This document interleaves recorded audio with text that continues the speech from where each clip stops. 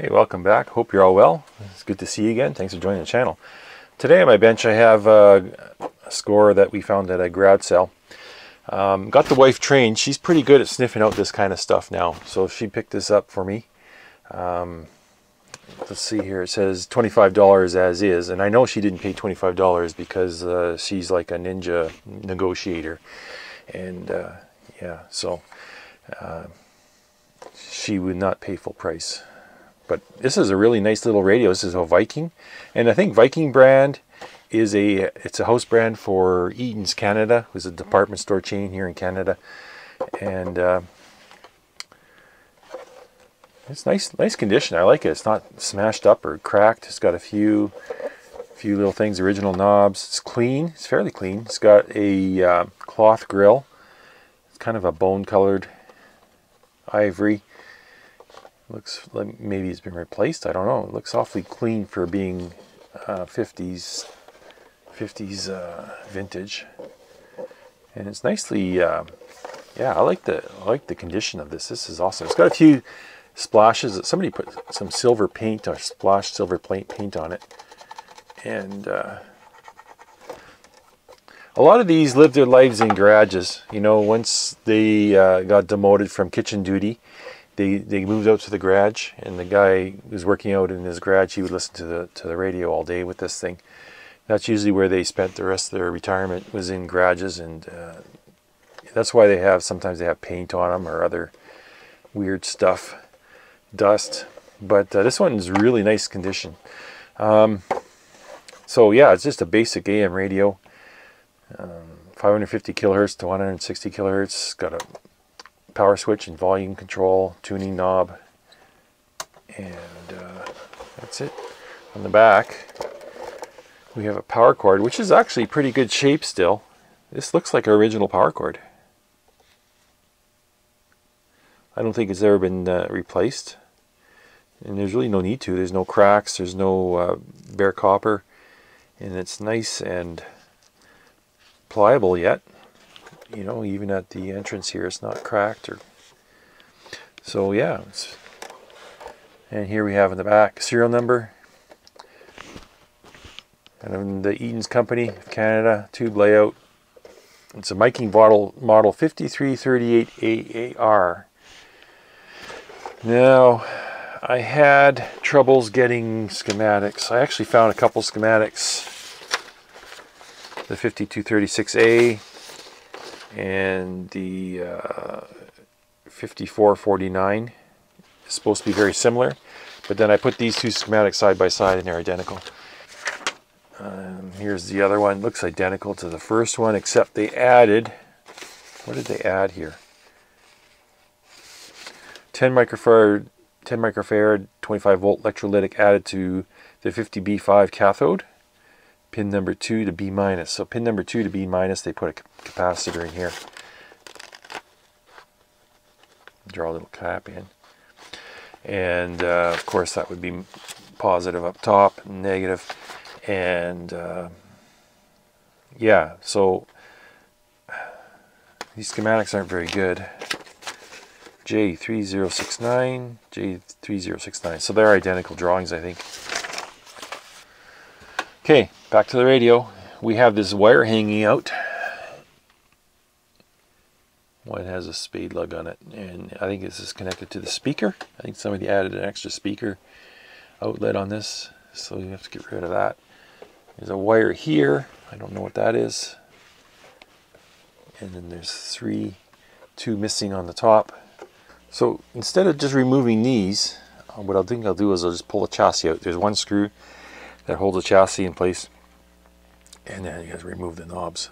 Look at this warning. Any person installing or operating this receiving set without first having obtained a license from the Minister of Transport of Canada is liable on summary conviction to a fine not exceeding $25, and the said receiving set may be forfeited to Her Majesty by the court by order of the Minister for such disposition as the Minister may direct. I didn't know they had those goofy licenses in Canada. I know that the UK had them for, I think they still have them actually, but I thought they got rid of that. I didn't know they had that in Canada. Interesting. So let's pull the front knobs off. They're just plastic knobs, filthy. Oh, this one's been repaired. This one's cracked. It's been repaired with tape and wire. So we can fix that. We can remove all that.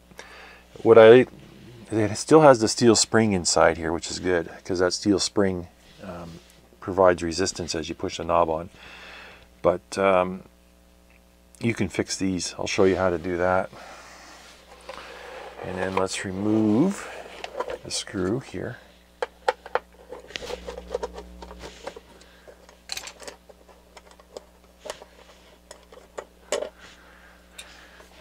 Let's pull this apart. Oh, it's filthy. Look at the cobwebs and dust in there.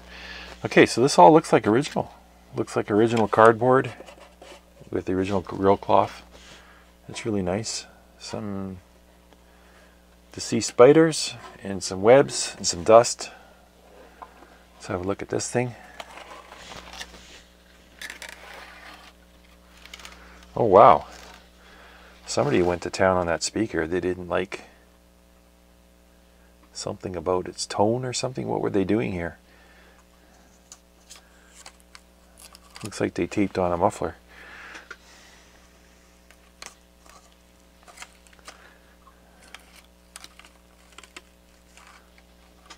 It's like an archaeological dig. What's this? A note?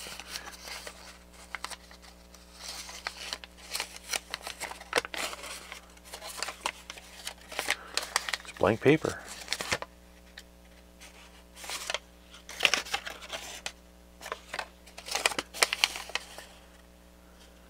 There's a watermark on it, but I can't read. A watermark on the paper, and then it's got tissue. And so here's a muffler for your old radio, if you ever need one. This is how you make it. I wonder why they did that. I mean, the speaker's not, it's kind of warped, but it's not ripped. I wonder if it's buzzing. Maybe that's why they did it. Yeah, it's filthy. You can see the dirt. 5 tubes. 2 gain capacitor for tuning. A little tiny output transformer for the speaker. And yes, this was tacked on here, so I'll just cut this off right now. You don't need this. Get rid of this stuff.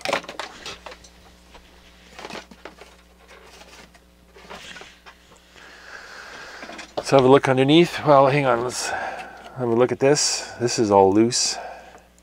We need to reattach that. That's the antenna. And I'm not sure what this wire is on the back here. There's 2 wires coming here. Oh, that'd be an external antenna, probably. Let's have a look underneath. Pretty sparse. We have a big filter cap that somebody has tried to solder in place, but it's loose.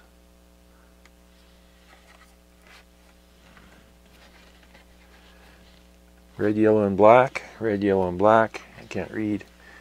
80 and 30 microfarad. Okay. And then we got 1, 2, 3, 4, 5, 6 paper caps. Very basic. Very, very basic. I think what I'm going to do first is blow out the dust. Take it outside and give it a shot of compressed air.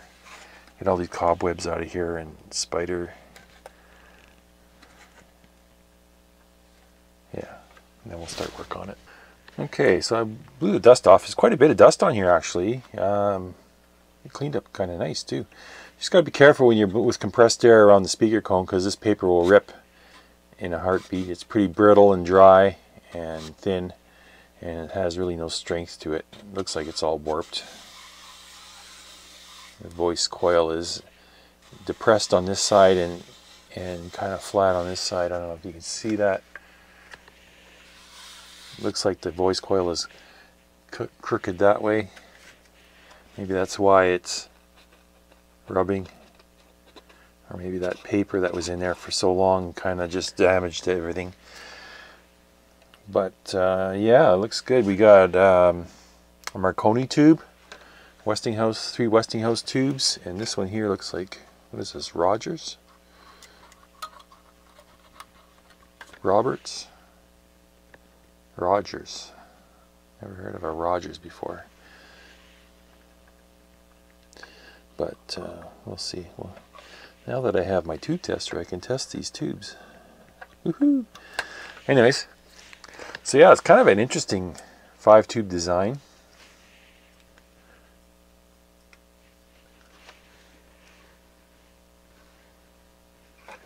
I was looking underneath here.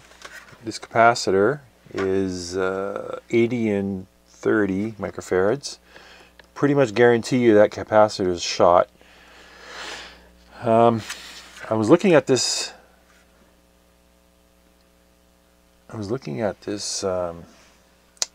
Chassis. This is probably a live chassis, and I've been looking. Okay, here it is. I see it here now, tied to the chassis. So yeah, that itself presents a hazard, even though the banana slicer is insulated, and there's no other ties to chassis ground that I can see other than that one spot. But still. Tube capacitors, these wax ones, was there 6 of them here? I should replace them all, I guess. There's probably only one that's really critical. That's the one in the output tube, but what I'll do is in the cross the line cap, which is, I think, this one. I'm not sure. I should replace all those. Shall we test it out? Plug it into my isolation transformer. Let's get this happening.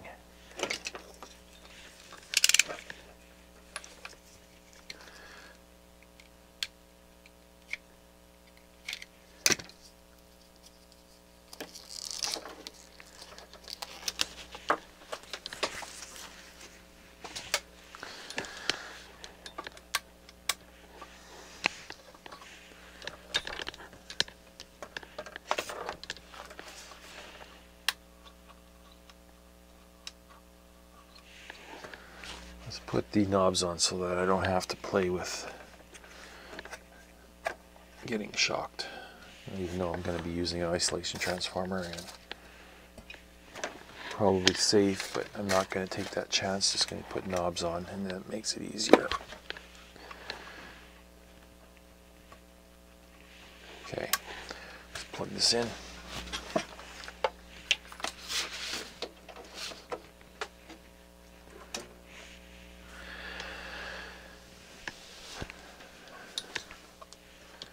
Okay, turning it on.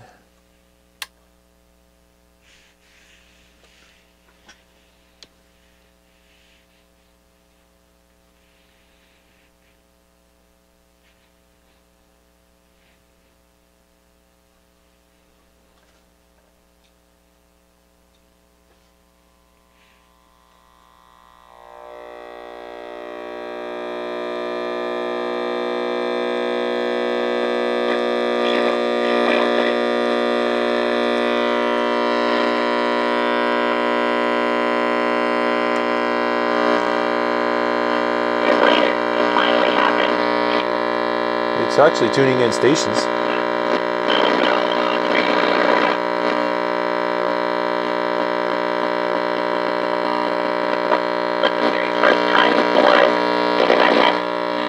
Okay.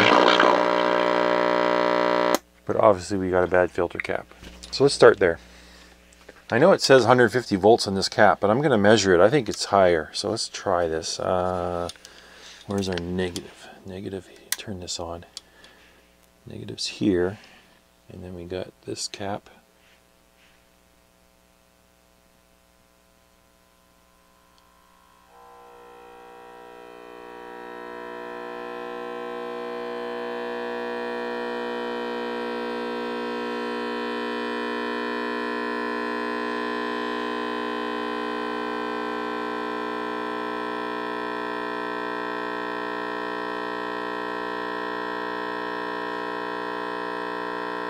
Slowly coming up.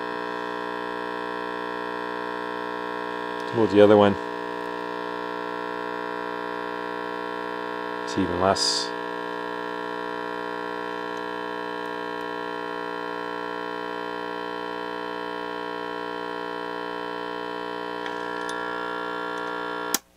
You know what I'm going to do? I'm going to apply a DC voltage to this cap, about 100-150 volts, and I'm going to let this reform because I think it's probably right on the brink of, well, it is failed. Yeah, this cap has failed, but I'm going to see what reforming does for this. Give me a minute. I'm going to hook up a power supply here. Okay, so I got my 300 volt power supply hooked up. You can hear the fan going. It's quite loud. It's going through this ammeter at 300 milliamps full scale, and it's connected in series with the capacitor. So as soon as I start turning up the power on the power supply, we should start to see needles wiggling. Let's see here where you're at. Turn this thing up.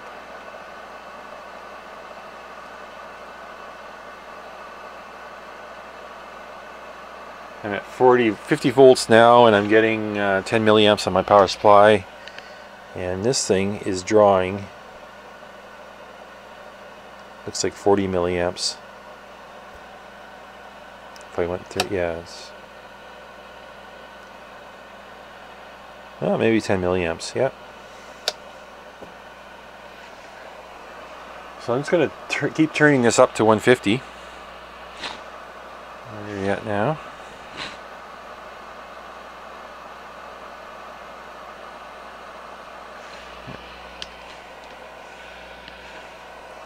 We're at 78 volts.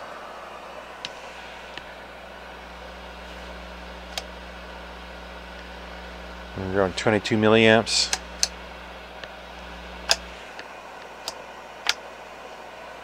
Keep going.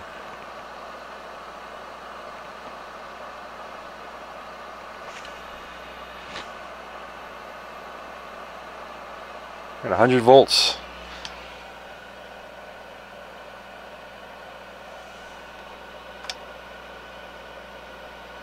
We're at 31 milliamps. Just keep going.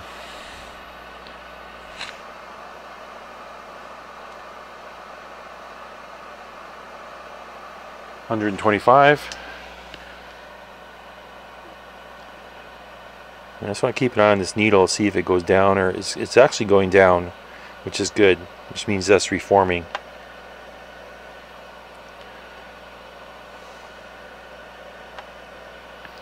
Let's give it some more beans. Take it right up to 150.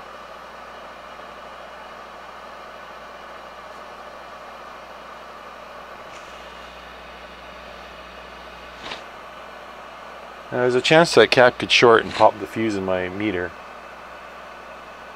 I'm at 140. I'll leave it at 140 for now. I'm going to let that cook for a while. Where are we here? Probably drawing around 50 milliamps, 45, and it's dropping. Let's see here. Just want to do a calculation on power consumption. 140.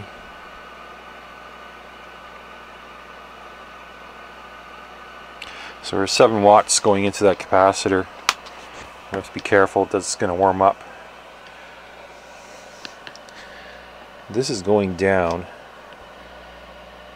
You just watch this needle go down as it reforms.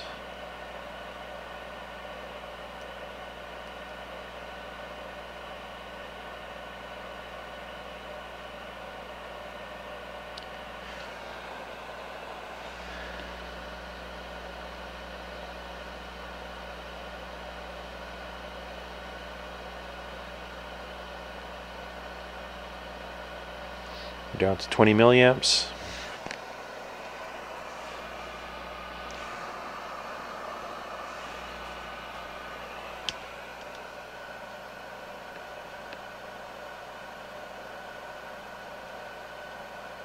Getting close to 15 milliamps.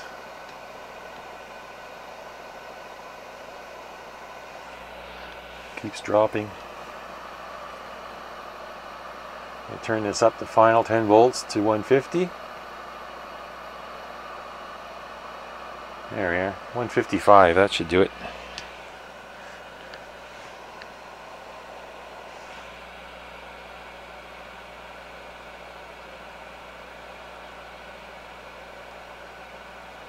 It keeps dropping. If you're watching the needle that's going down, down, down, then it stops and then it does an about face and starts climbing, then you know this is going to go thermonuclear on you. It's going to pop or blow out, because once it starts consuming current, it gets warmer inside, and the more it heats up, the more current it consumes, and then that's what happens. It goes into a runaway situation and it blows the capacitor up. But this one seems to be holding up.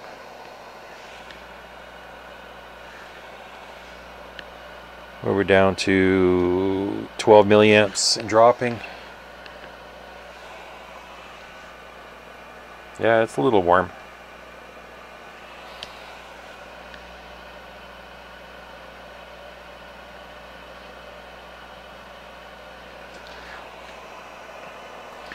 Now, how long do you leave it like this? Well, I don't know. You put it on and monitor it. Monitor it for a good while and see how the needle's your main indicator of how it's doing. If it keeps dropping and dropping down towards the 0 mark, I think you're golden. So right now we're down around 8.5 milliamps. It keeps going down.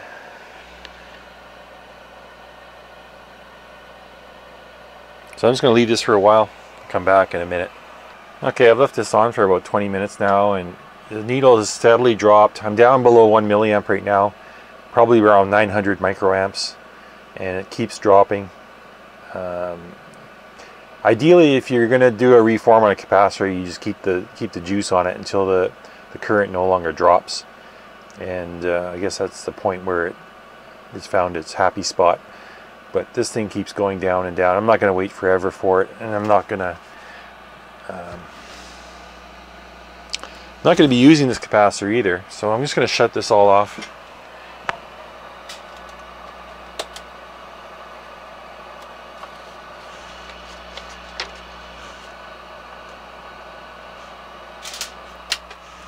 And shut that all off. I'm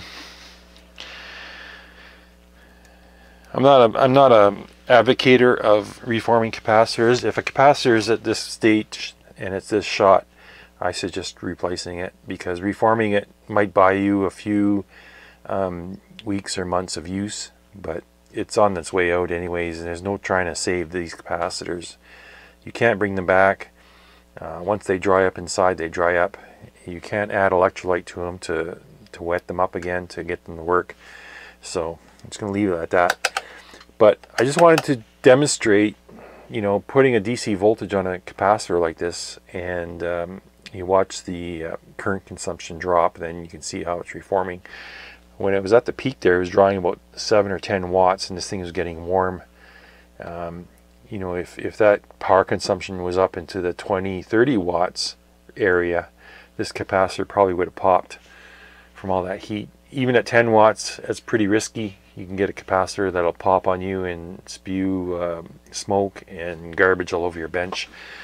And so, yeah, it was close, but not close enough.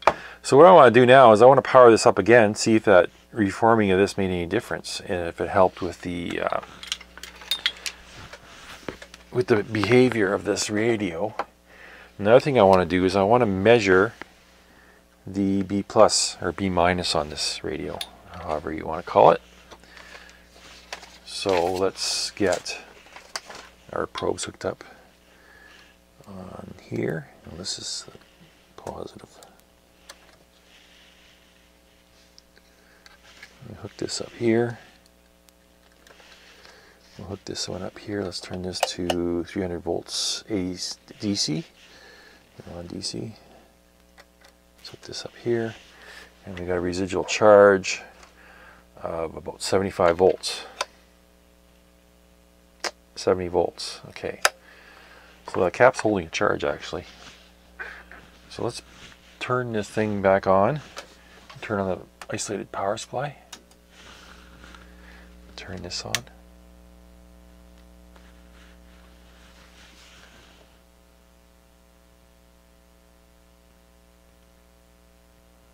It's dropping, that's curious.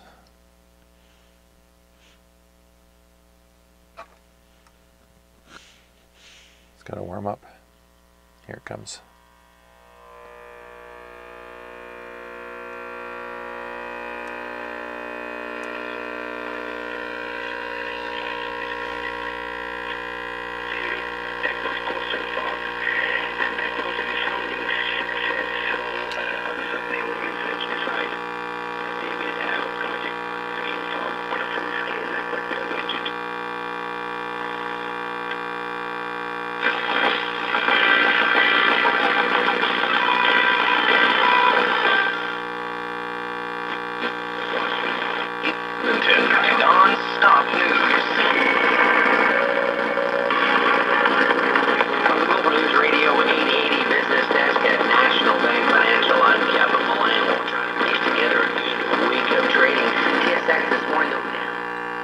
Okay, so it works mildly better, but it's still not working good enough.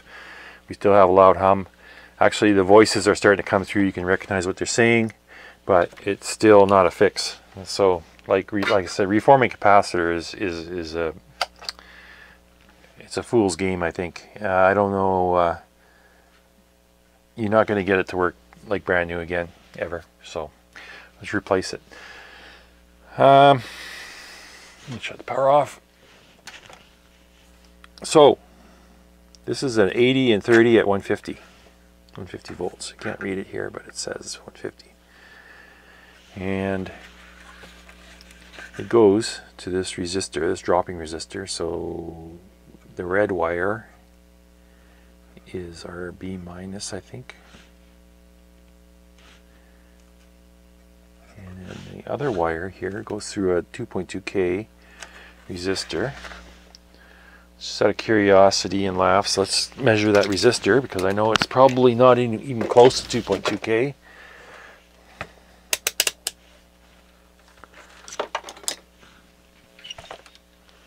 So what do we got here? What do we have for a resistor?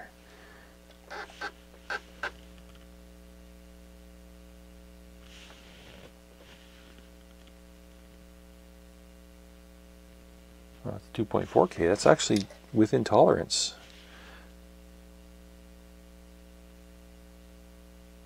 That's surprising. You check some of these other resistors, I'm sure they're out. Here is a 1 meg. Let's see what else we got here.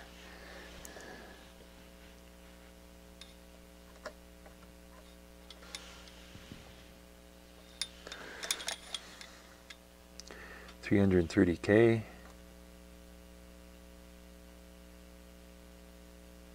351, not too bad. It's for a 20% resistor. It's pretty good, actually.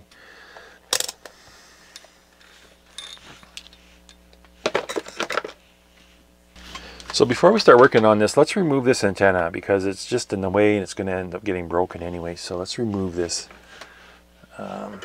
2 wires here.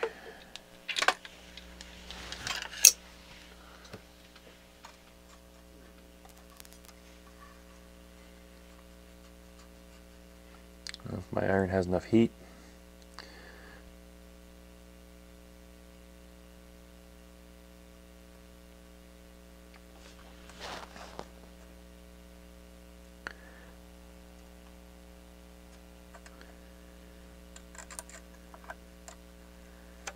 Okay.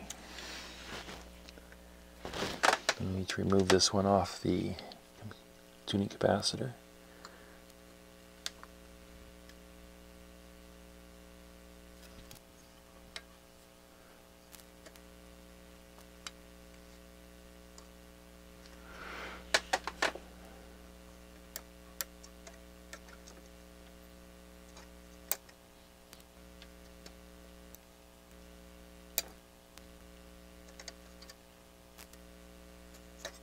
Okay. Both wires are disconnected.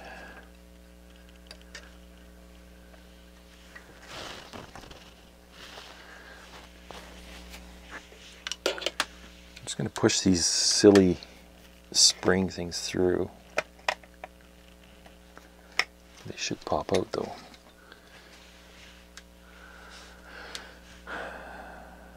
Let me try a screwdriver on these.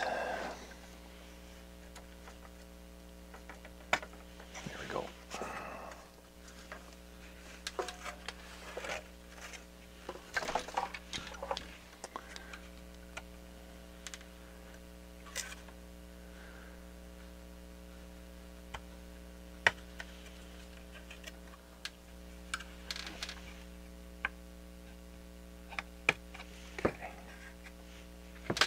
All right.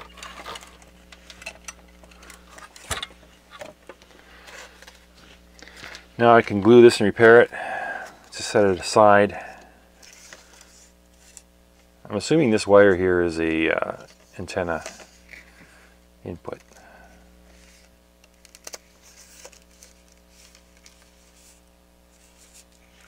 Yeah, I'll glue this up. So just so I don't damage the speaker, I'm going to remove it while I'm working on this. So I removed the two speaker leads. One of them grounded out to the chassis actually. And then just the two screws, out she comes. Put it aside. Don't want this to get poked with a screwdriver or damaged.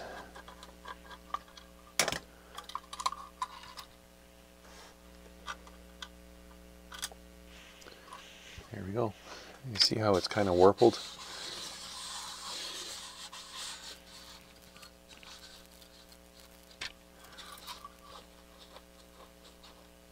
You can kind of hear it rubbing. I'm wondering. I'll just put that aside anyway. Alright, so let's do some cap changing here. First one I'm going to change is this one across the line. This one has to go definitely. Don't ever leave a paper wax capacitor across the line. So we're going to take that out and put an X-rated cap in. This might be a challenge. I'm going to... some people just like to cut the wire and J-hook it. I don't like doing that. I don't know. To me, that sounds like a lazy way of doing it. Let's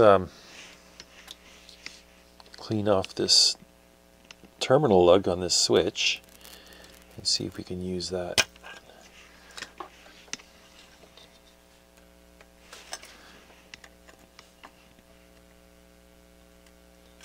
Okay. You know what they did? They fed this lead all the way through to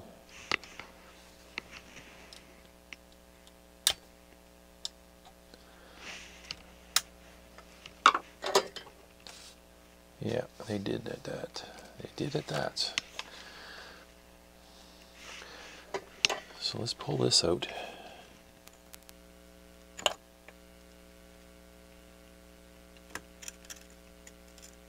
Let's just cut this thing.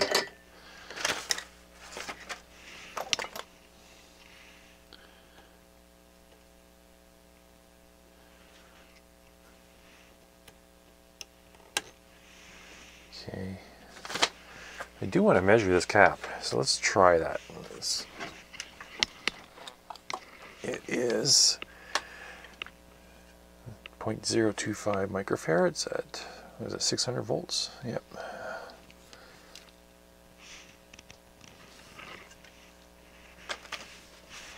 And this cap has a resistance of 1.8 megohms, which is leaky. Let's try 48 nanofarads.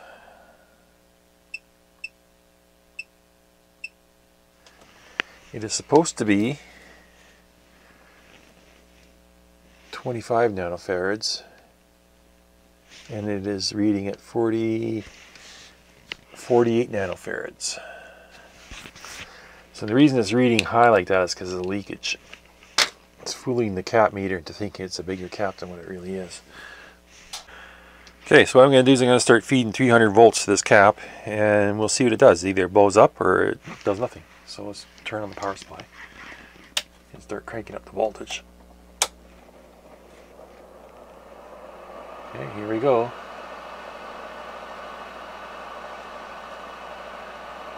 We're at 70, 100.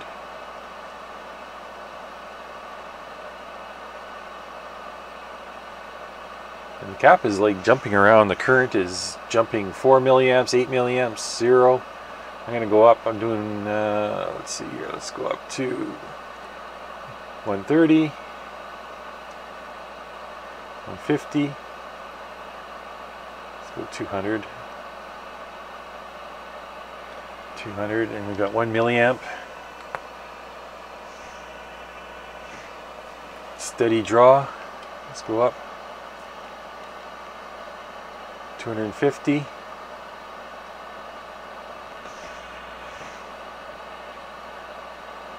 300. And we got 3 milliamps draw at 300 volts. That's a lot of current for a little. Let me see what that measures.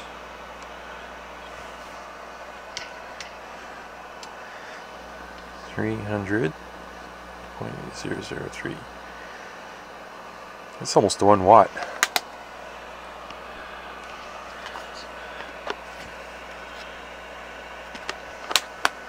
So I got it at 300 volts, and it's steady at 1 milliamp current, which is leaky.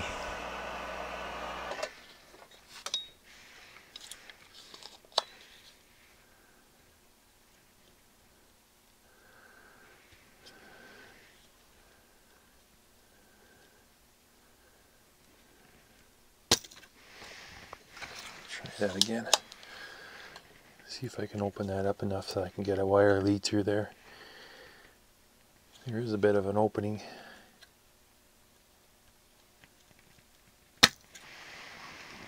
Not quite yet.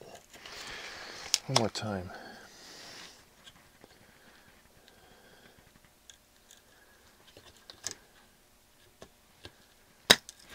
There we go. I think I got it now. Let's put this in place.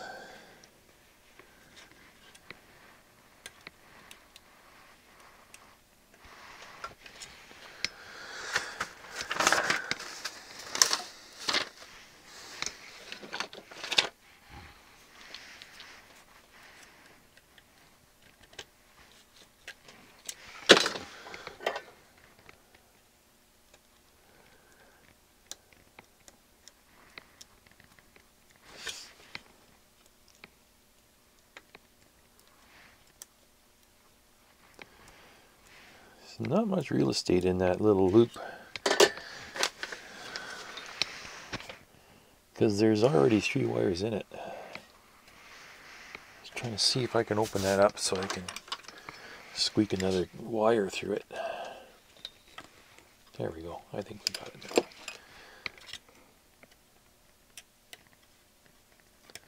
Okay. And this one.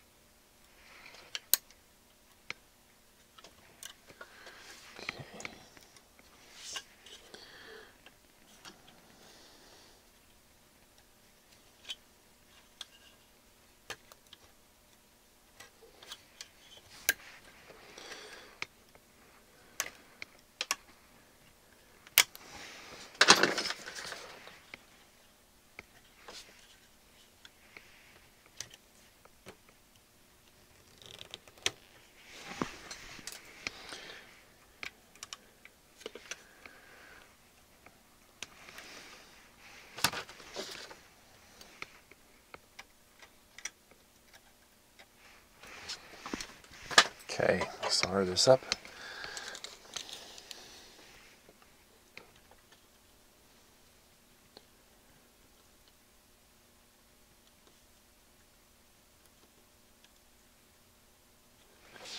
Solder this one up.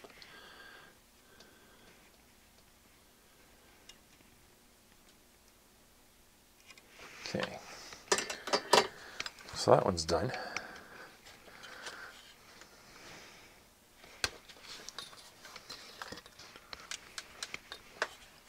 Let's do this big ugly thing.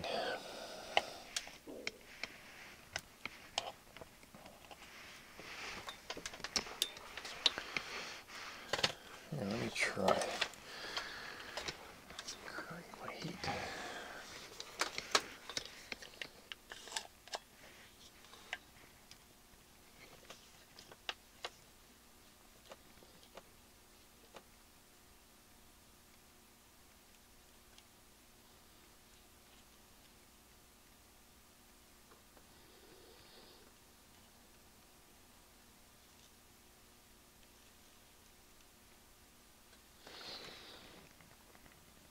Yeah, my little iron's struggling with this soldering onto the chassis, that's for sure. It doesn't want to heat up. And I got it cranked to the max.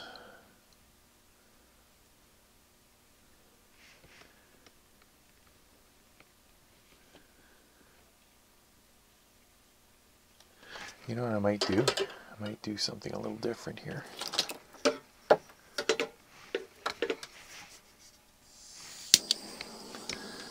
Try a little bit of this.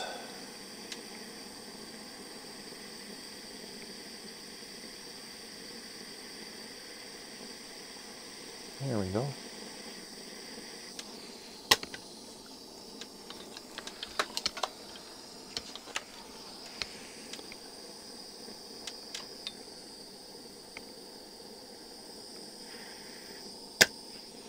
There, perfect.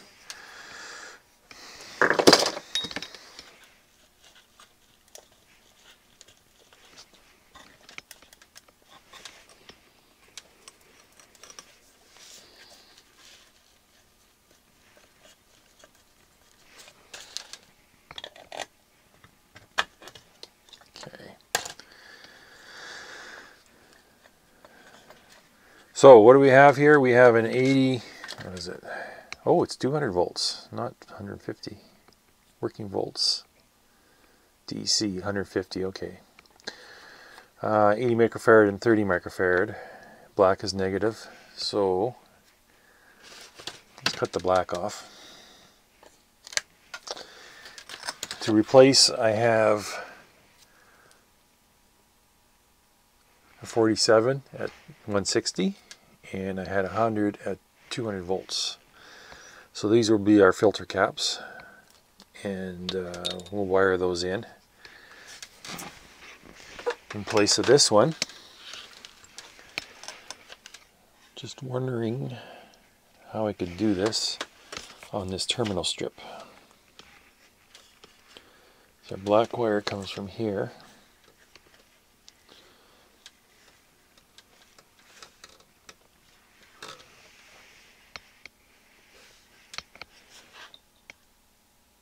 Could actually remove that before I soldered that. But that's okay.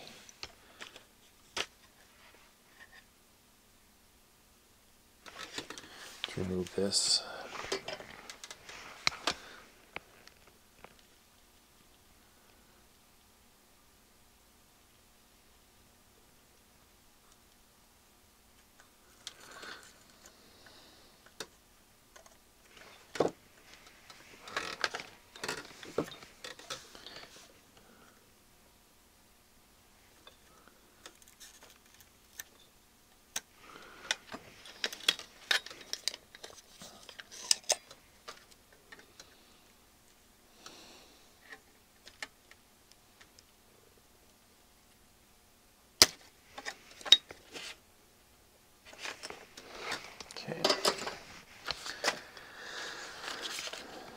So this is the 100. That goes there.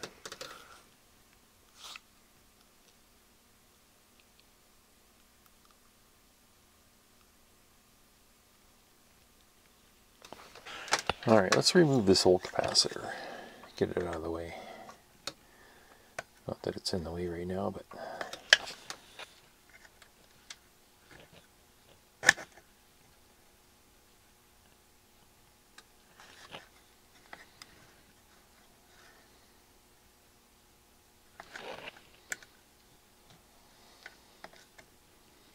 There's a lot of heat on these joints. This joint is kind of dry, so it's not conducting.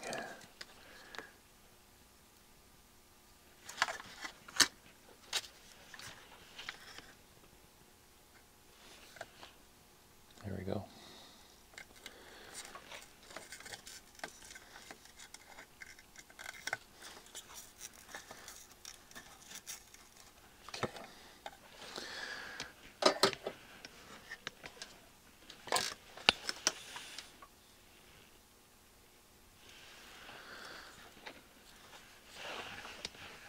Clean these off more.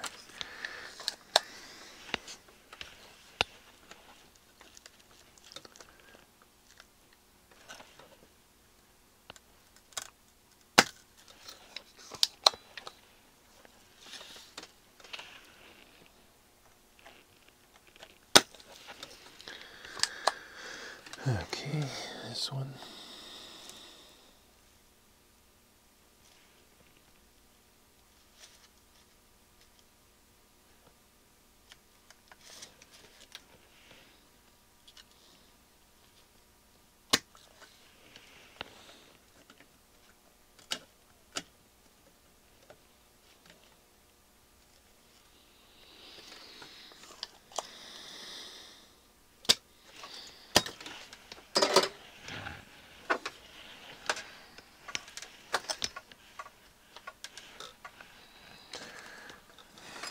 Now what I created here is this little capacitor. I tied both negatives together to this black wire, and then I'll go back to the power switch. That's our negative, and this is our positive on the 100 microfarad that goes here. You can wrap this one.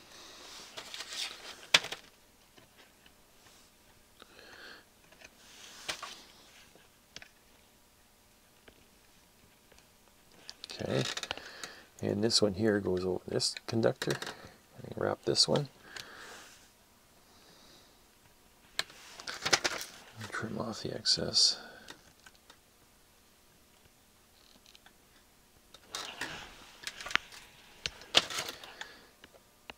And that's where those capacitors will live for the next 50 years.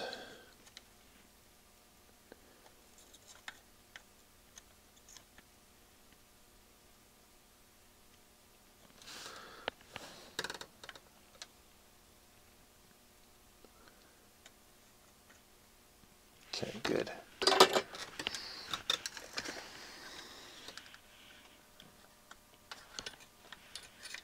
I'll put a little dab of silicone to hold those two together, and then they'll be secure. Let's do that right now. Just a little dab between the two of them to anchor them together.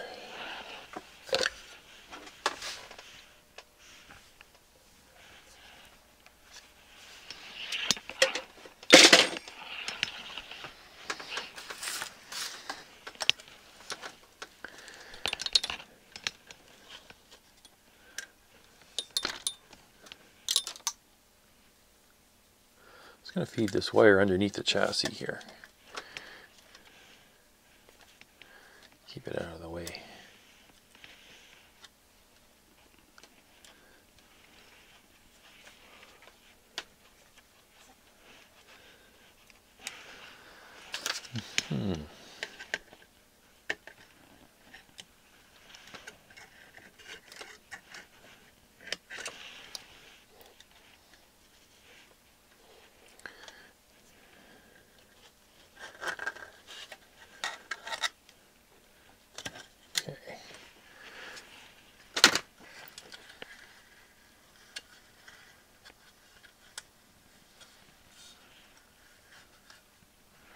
Alright, this can get cut here.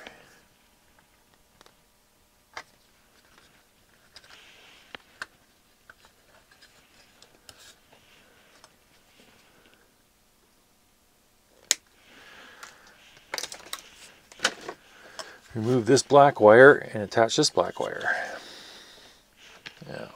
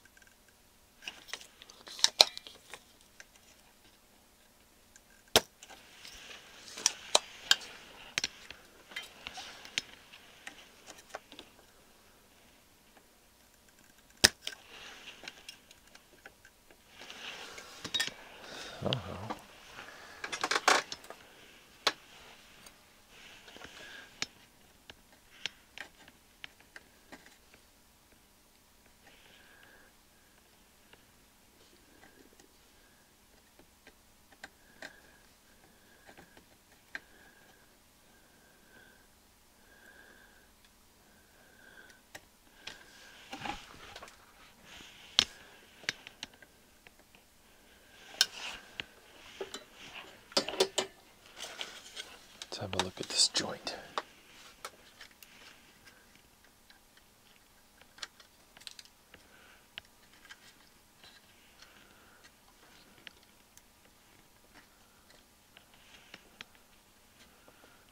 I have to fit that wire in there somehow.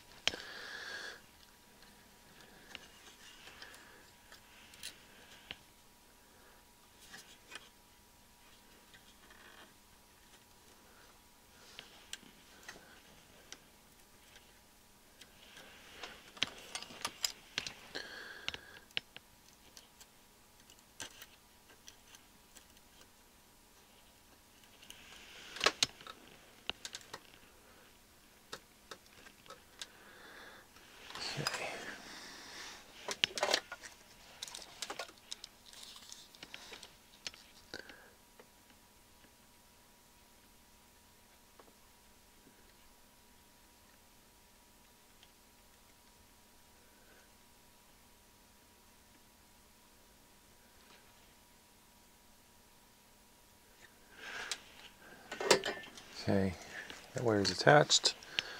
Those caps are in. This cap's in.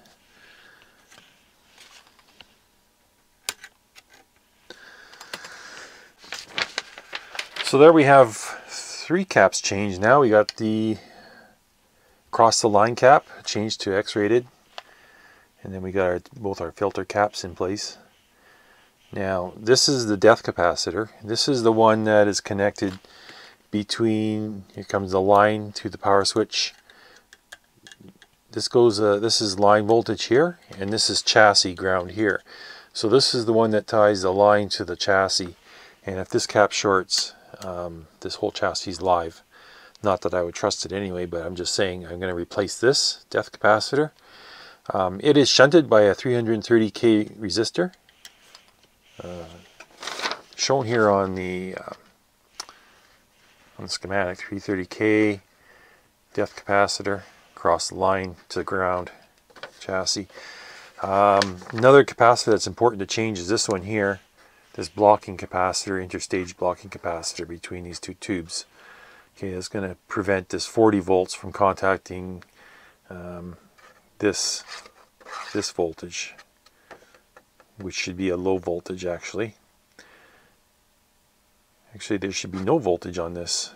I wonder what that would be if I measured that. But yeah, it's to keep these 2 voltages separate. This 600 volt cap here, it's a 0.01, and I can't really spot it in here because look at this cap here. This is a 0.05. It's in series with this resistor, and I can't find that on the schematic anywhere. So that's why this schematic does not match what I have, so it's kind of useless. So that's a 0.02 down below there, so maybe this one here underneath is a 0.01, and that's our main, let's see if I can find out what value that is. I can't even read it. It says 600 volts, but I can't read it. So I think I'm going to have to change all these caps. This one for sure. These 2, this one here probably doesn't need it because this is a cap in the volume control center. Volume, yes. And what does that do? That just keeps DC off this tube here. So yes, I'll change that one. Actually, I'll change them all. I'm not going to screw around with these old wax capacitors. I'll just change them all. I got new capacitors here. These are 100 nanofarads, but I got all values, so we'll change them. All right, so I have replaced all the caps, all 6 of them. Let's see here, 6 paper caps. 2, 3, 4, 5, 6. 1, 2, 3, 4, 5, 6. Okay, yeah, they're all replaced, and I haven't really looked at any of the resistors. I'm tested, the few I've tested, they're pretty close to being on tolerance. I did treat the potentiometer, okay, lubricated and treated, and I've been cleaning up the chassis. It's starting to look pretty good, but one thing I need to pay attention to is this variable air capacitor. Now, I was wondering, why do they have it mounted on insulating rubber? See, they have the 3 screws mounting the capacitor, and they have insulating rubber washers, and then they have this ground strap. Why wouldn't they just mount it directly onto the steel? That's a mystery. Anyways, this capacitor I want to clean because, I don't know, let's look at how it's constructed first.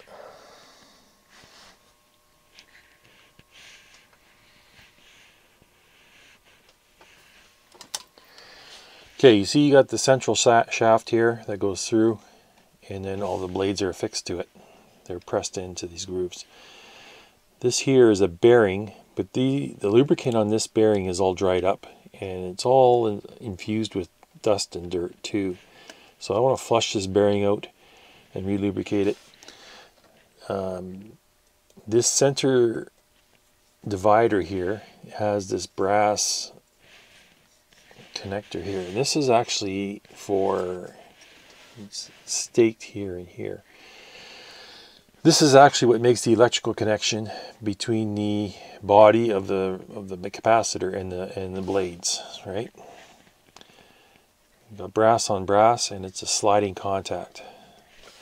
And then on this end, there's a little divot, and then there's a ball bearing in there. So that's just an end bearing. So basically what I want to do is I want to clean this out. So let's do that right now. All I was going to do is wrap this with a rag so it doesn't get cleaner everywhere. And I'm just going to hit it with some of this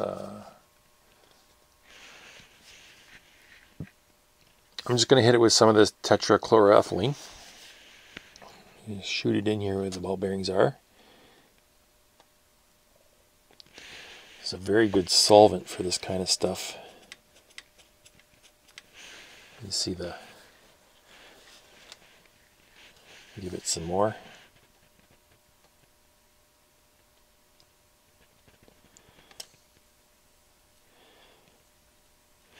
Now this isn't something you have to do, it's not necessary, but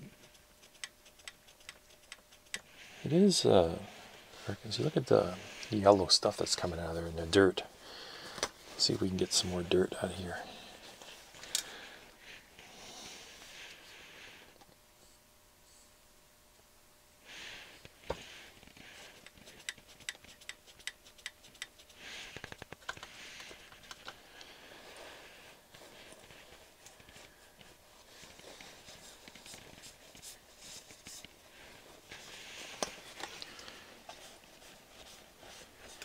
Okay.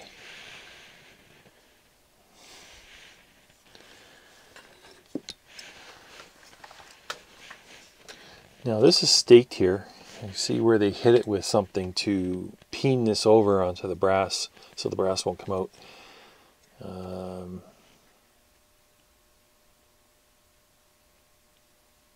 Really don't want to take that apart. We're just going to spray cleaner in, a little bit of cleaner on both sides. And hopefully you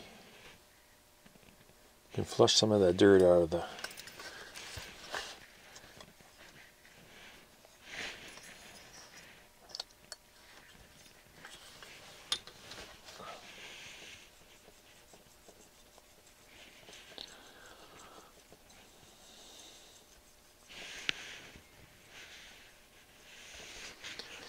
Give it another treatment.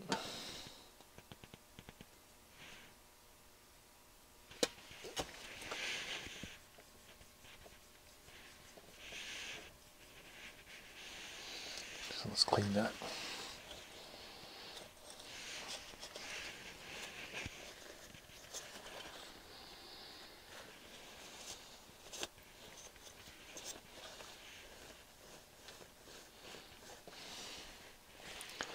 Okay, that's working good. I'm gonna use my favorite grease, and I'm just gonna re-grease this bearing. Just gonna squirt it in between the ball bearings here.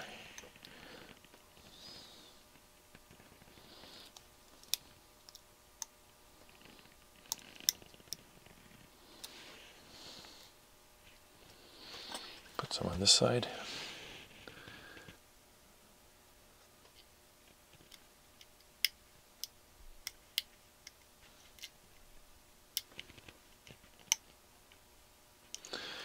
That should re-lubricate everything.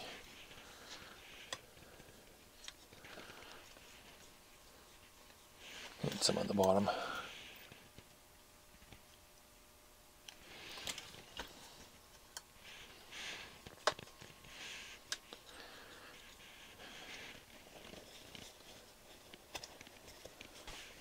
Okay, for the center ground connection, we're just going to use Deoxit D100. And we're just going to lubricate this.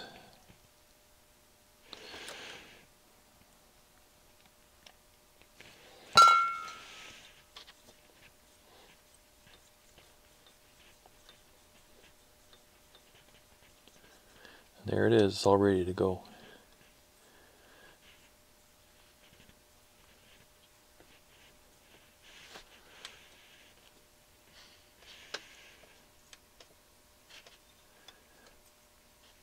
Okay.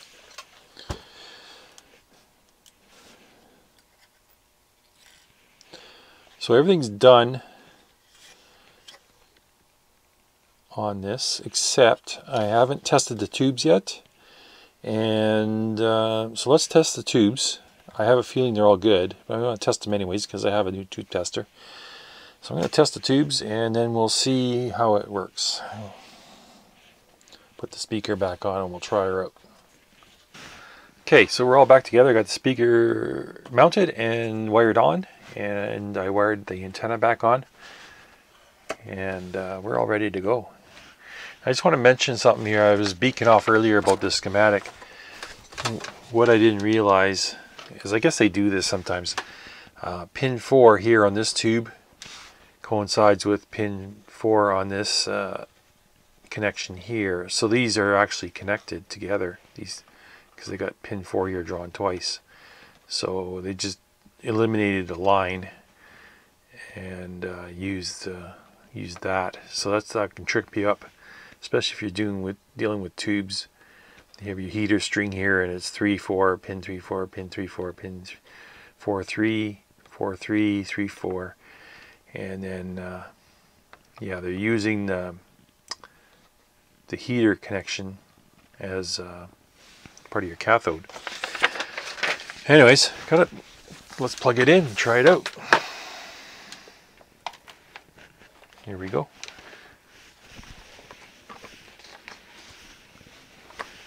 Alright, turn it on. Shot up to 56 watts. And it cools down.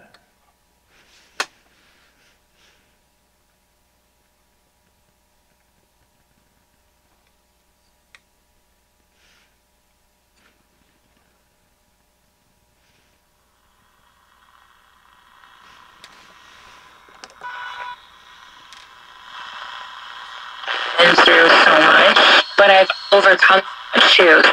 I feel so passionate about sharing that journey so that, especially younger people. Yeah, that is a buzzy speaker.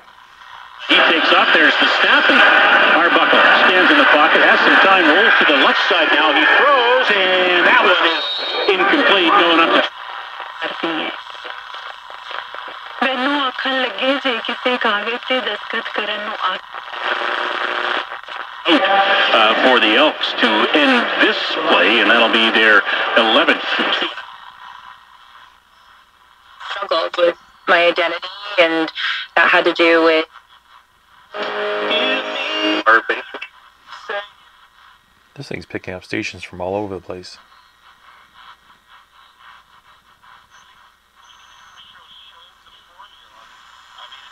That it's going to happen against the Yankees, but you gotta get right-handers on the mound, good right-handers and weak right-handers, and just try to shut down those righties on the Yankees and just cross your fingers against maybe some of the lesser hitters from the left side of the... Yeah, it's working pretty good, except for that speaker is really buzzy. If Bill is A lot of distortion on that speaker.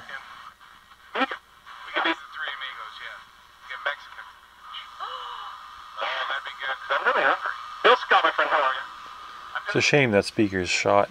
Very difficult time. the tours are free and run all summer long.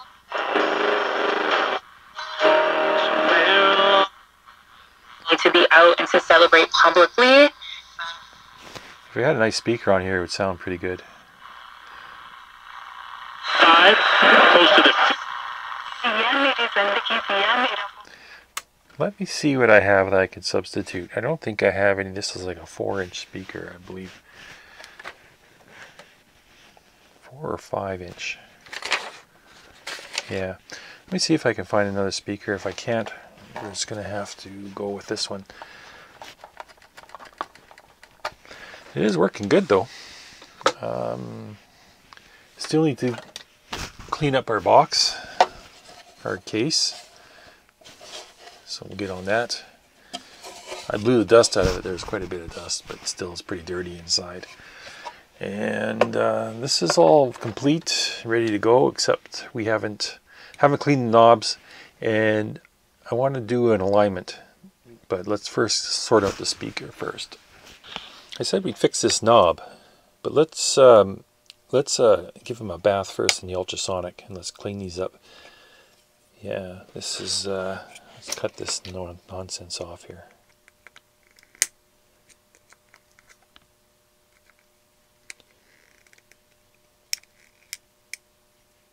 Steel wire. It's not what you use.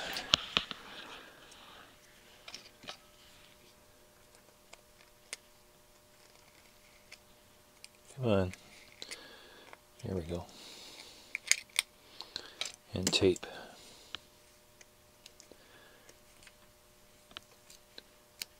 Okay, there's our crack. It goes quite deep too. Yeah, we'll fix this. Alright, let's see what we can do for this knob. This one split. It's an old injection molded plastic. And see how it's split here at the shaft? And it's split from the end right pretty much all the way through on this side and this side. And this is on a tuning capacitor, which isn't that big of a deal, but sometimes you have a knob that's split and you have it on a device that has a lot of torque, like a gang switch or something. And if you just continue to use it like this, it's eventually going to break in half. So what we're going to do is we're going to repair this today, and I'm going to use epoxy and we're going to wrap it. So let's do that. And for wrapping it, I'm using this stuff. This is fishing line, 50-pound test. This isn't ideal for this job because it has a coating. I don't know if you can read that. It has some kind of fluoro. It's coated with something. This is a cord. Oh man, everything's tangled up here. This is a braided cord, and I also use this stuff for stringing dial cords. This is ideal. It's a little thin for dial cords, but it works pretty good. But now, considering this has a coating on it, I don't expect the epoxy to stick to it too well. So we'll see how this works. But we're going to use it. And let's give it a try here. So the reason we want to fix this is there is a little spring, steel spring that fits in this slot. And that provides tension on the shaft. It's a D-shaped shaft. And without this, the knob will be loose and it'll fall off. But let's repair this. So what we're going to do is we use epoxy and cord. First thing I want to do is I want to take the cord and I want to attach it to the knob so that it's not, the free end is not loose. So I'm just going to use some hot glue and just hot glue it to the back side of this knob. It's all temporary, we'll remove it after. And let that cool. Now next thing we need to do is we need to do some cleaning. Anytime you use epoxy, you got to clean with alcohol. Because if you don't, you risk it not bonding properly. So let's give this a clean. Just the oil from your hands and you know, just that kind of stuff, it keeps the epoxy from sticking. I can't clean inside that crack, so I'm just going to go around and that should do it. Okay, let's mix up a batch of epoxy here. We don't need that much.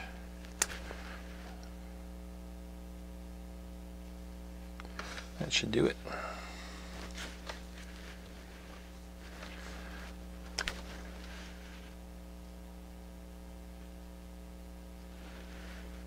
Okay. Get this out of the way so it doesn't. Let's mix this up.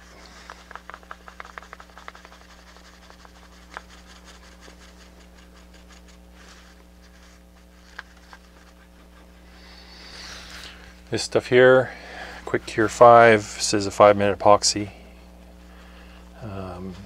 It sets up pretty quickly, probably within an hour. It gives you about 5 minutes working time. So this should be plenty good. So, okay, so let's split this open, see if we can get some epoxy into this crack. If I can paste it in here. Work it into the crack. It'll be that much better when it comes time to clamp it.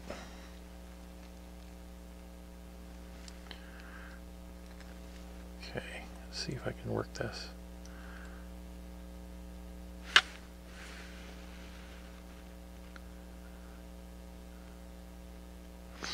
All right. So what I'm going to do is I'm going to clamp it with this little C-clamp. Oh, that's all dirty. Okay. So I want to close that crack up.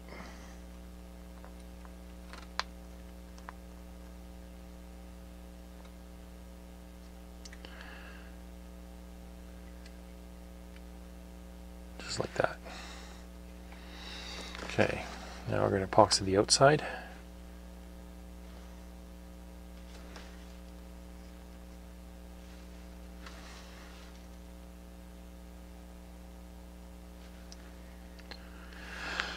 And then we're just going to start wrapping. We're going to pull pretty tight too. We're going to keep it taut while we wrap this. Just want to get a single layer.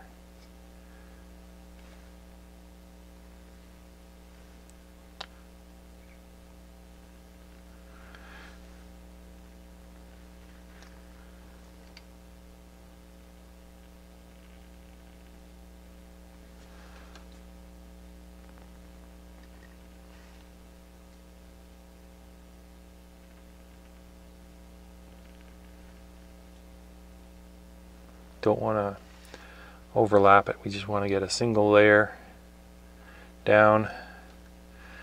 I want to keep tension on it at all times so that it stays tight.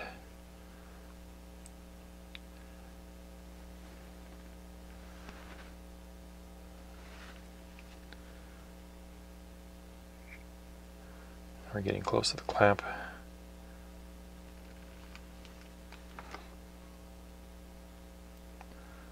Okay, I think I'm gonna, yeah, I have to remove this. And that should stay closed. Yeah, it looks like it is. Let's just keep wrapping.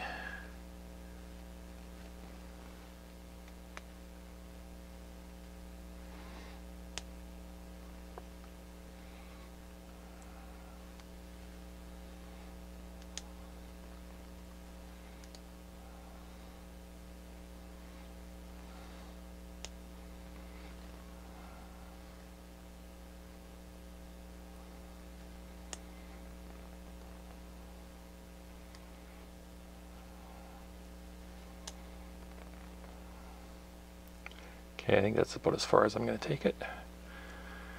And I am going to hot glue this end down.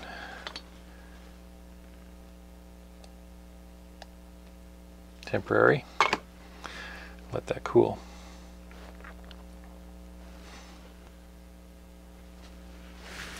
Let's cut this off.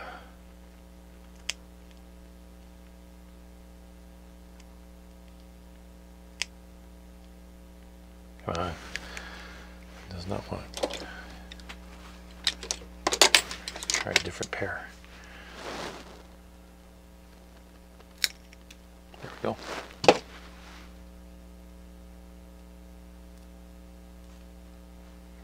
Okay. And it already came off.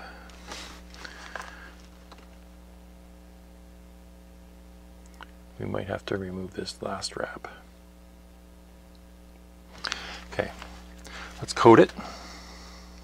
Coat it with another layer of epoxy, because it's going to start setting up pretty soon. It's going to start getting too sticky and thick to work with. So let's just continue.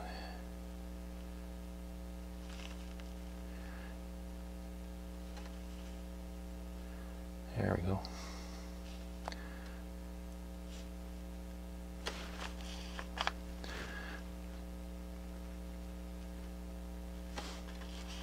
Get off the excess. Make it look nice and neat. Okay, so we'll just put that down, let it set up, and then when it's done setting up, we'll cut the ends off that cord, and that's pretty much it. Let me get a good look at this. I know I screwed it up that last wrap.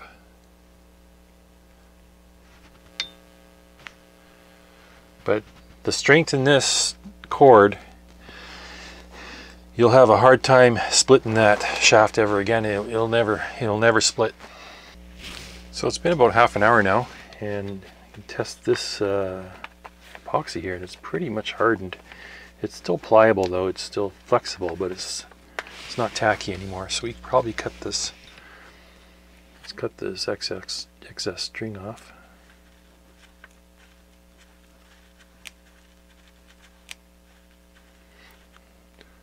Avoid pulling on it. There we go. Let's get this.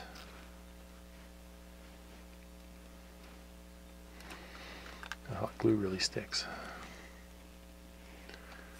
And let's remove this one as well. Use a knife.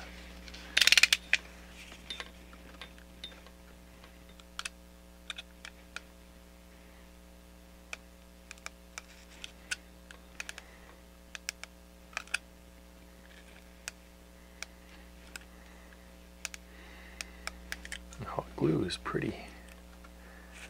Actually, maybe I should have hot glued it. There we go. Okay, let's try that again.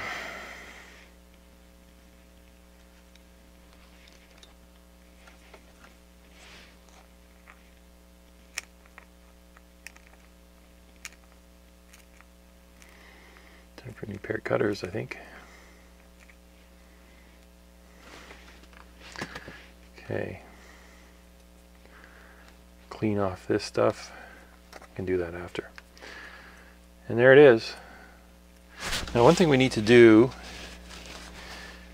before it completely hardens is we need to go in here and make sure that any of the bleed through is wiped out. Otherwise our little steel spring won't fit. So let's try this.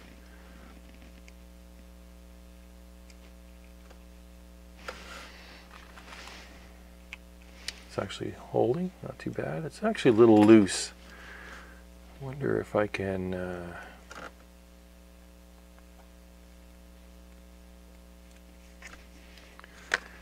put a little bit more bend on this. Like that. That might be better.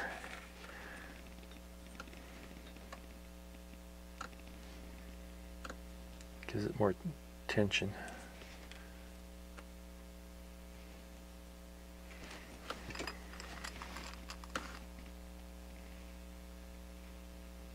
Okay, perfect.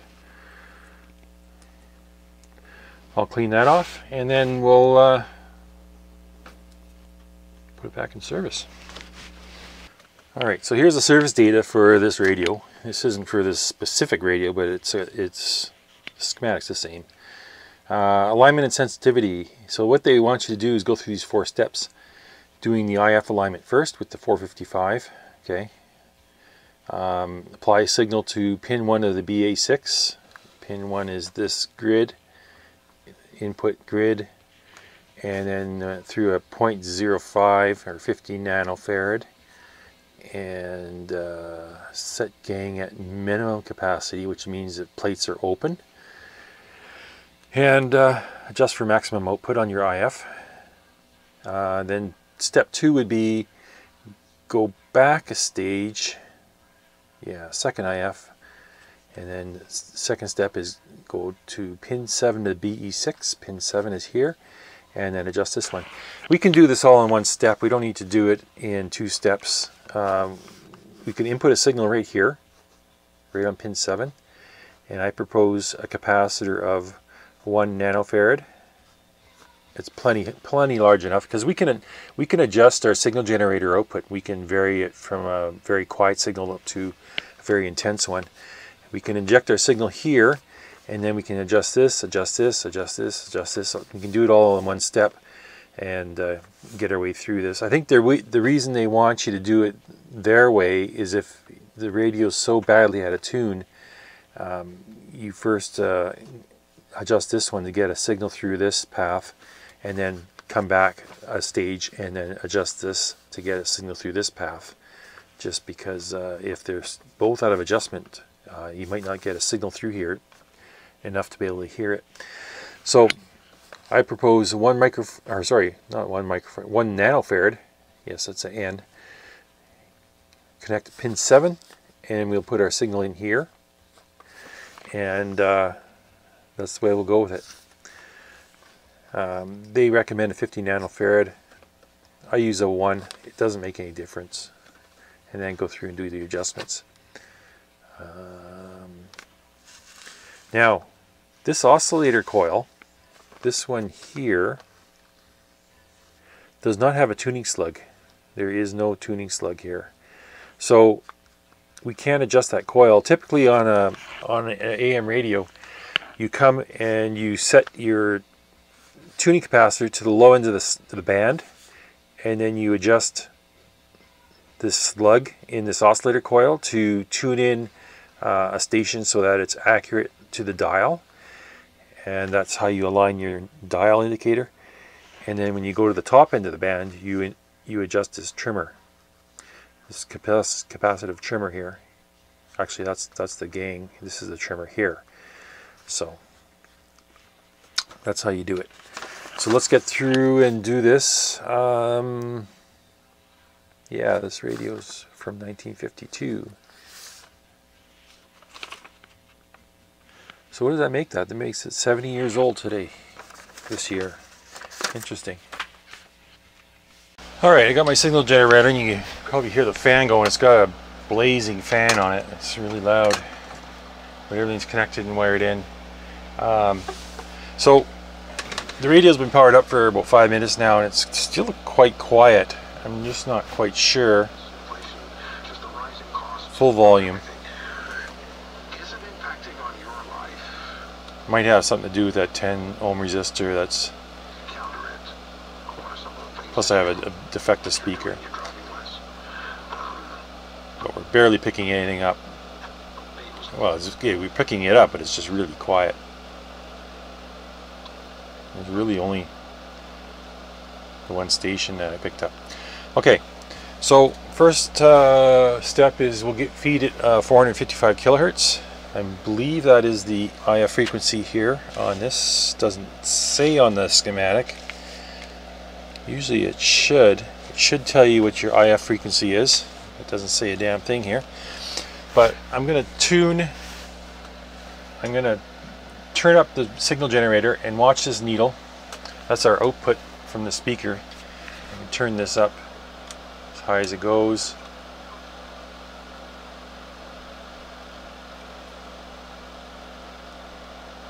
So let's turn this on. Turn on my output. And let's turn up the volume on my amplitude.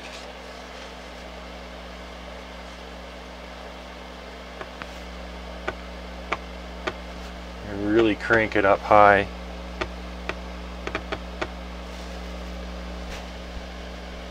Okay, forgot to add modulation.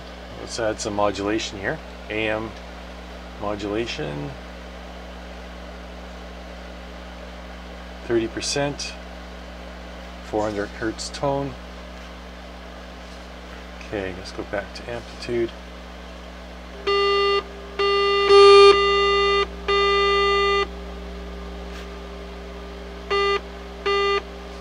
Okay.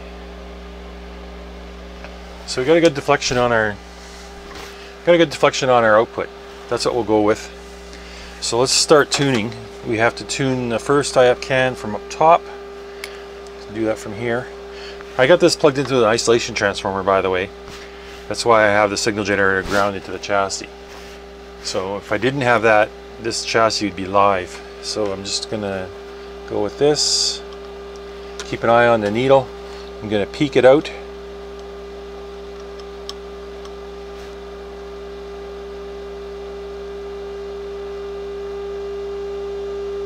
Wow. Pegs the meter. Okay, I gotta turn down my signal.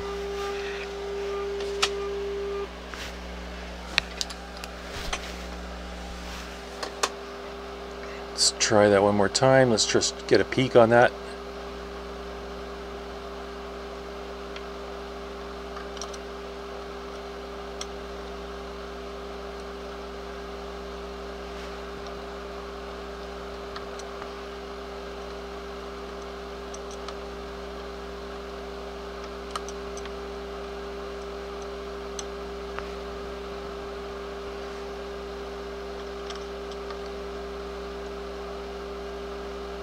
Got a peak on this one. Let's go to the bottom coil. Let's see what I'm doing here.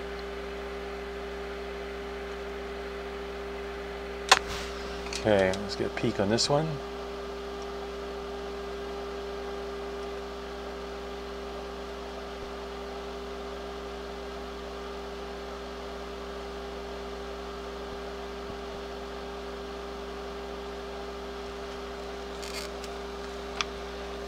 Let's go back and get the top one again.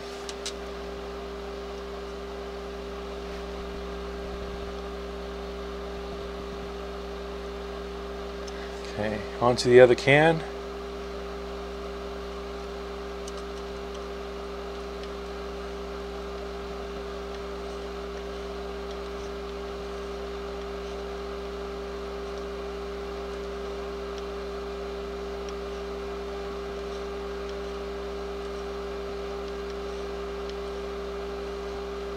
Right about there. Bottom. Do this without shorting.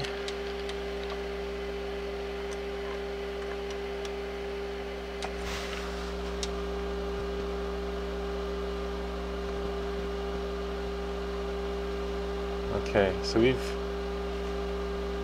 increased the sensitivity quite a bit on this radio.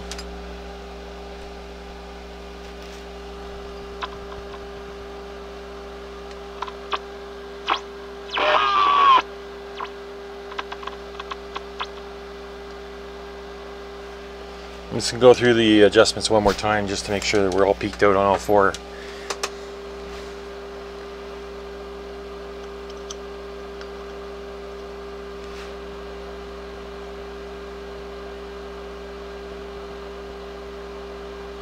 You can't see. I'm going to show you the meter a little better.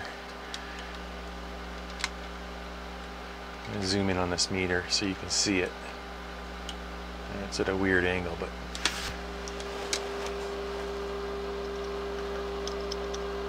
okay, so here's one coil. That's right at the peak there.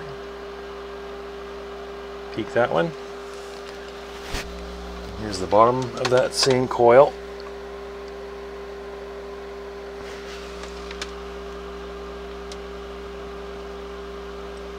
That one's peaked.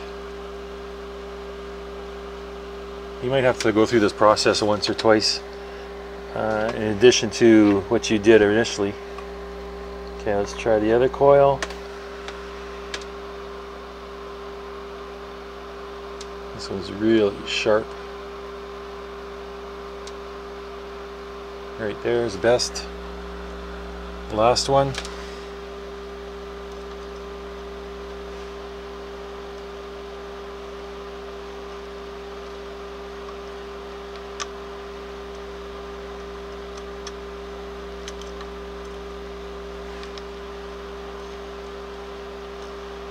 Right about there.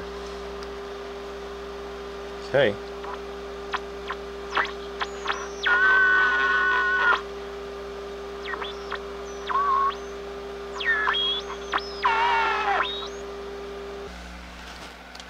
Okay, so I was right about this capacitor being in circuit, throwing it off out of tune.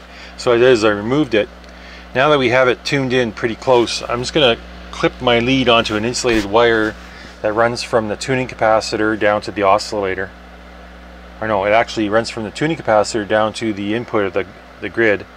And I'm going to just clip it onto the insulator. It capacitively couples inside. And you have to drive in a fairly strong signal for this to happen. So I got this all tuned in, and I turn the power back on, and then I'll adjust the input signal.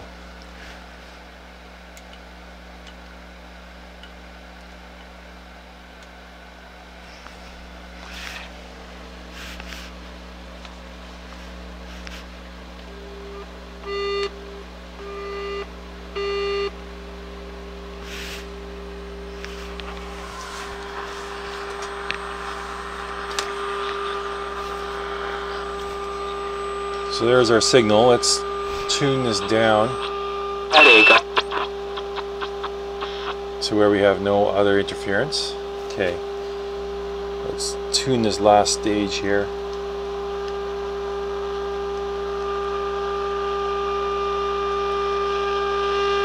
Okay, I'm going to turn it down.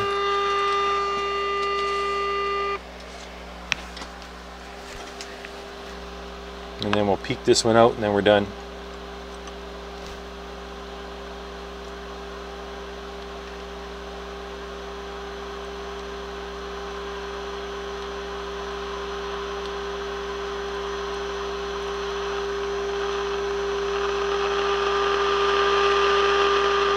Wow.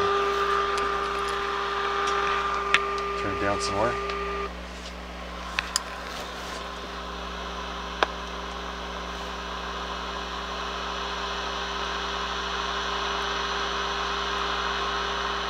Okay, right there's the peak.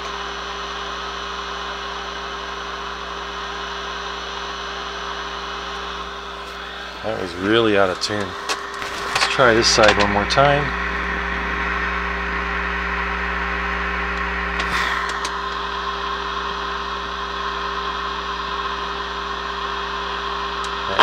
As good as we're going to get.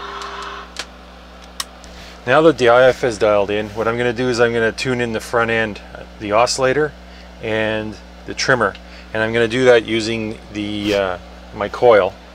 I'm just going to connect my coil up to my signal generator, turn the volume down.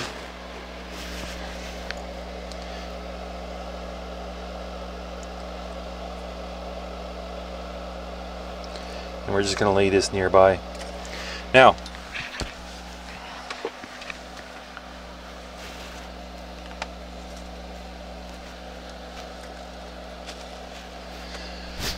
typically, when you do an alignment, frequency alignment, or the dial scale alignment, whatever you want to call it, is you go to the low end of the band and you tune around 600 kilohertz. You feed a signal in 600 kilohertz, tune your radio 600 kilohertz, and what you do is you adjust this oscillator coil until you get a peak.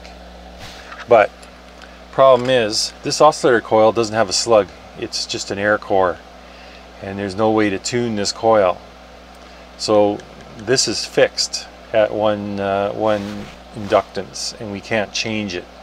So what we have to do is we have to set my signal generator to 600, set this to 600 and adjust this trimmer. This trimmer is the trim capacitor for the oscillator. So let's do that now.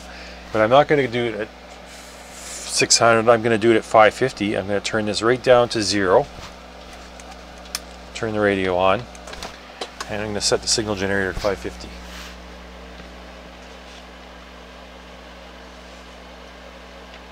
Oops.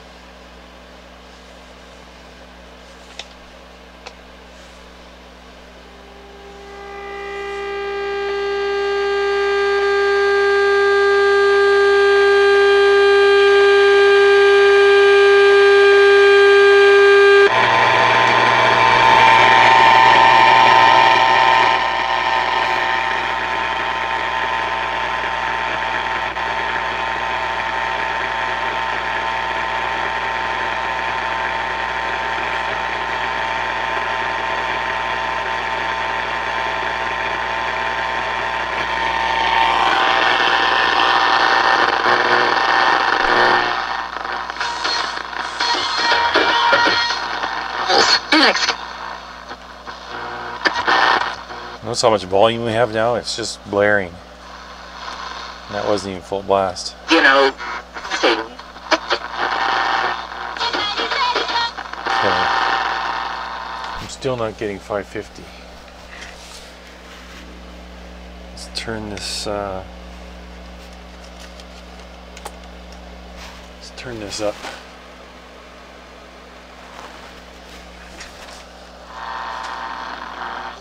There it is.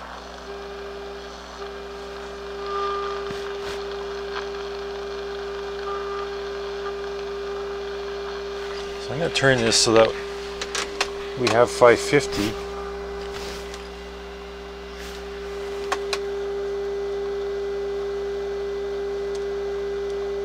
I think I need to open this capacitor up a little. Where's my screwdrivers? Here we are.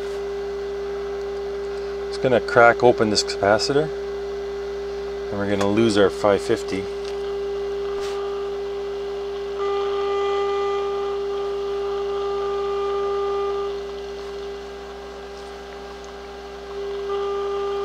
Chase it down the dial.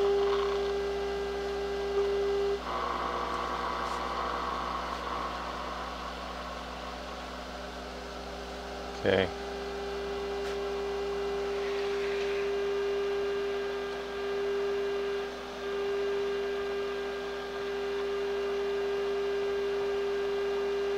Peek this out right now. That's as low as it goes.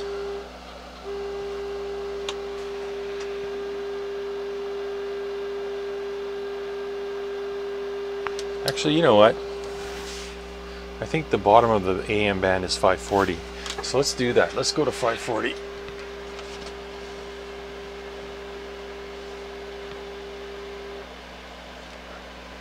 540 kilohertz.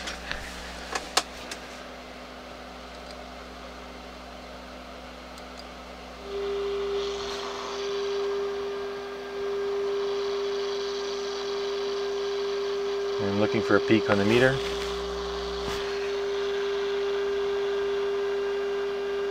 Right about there.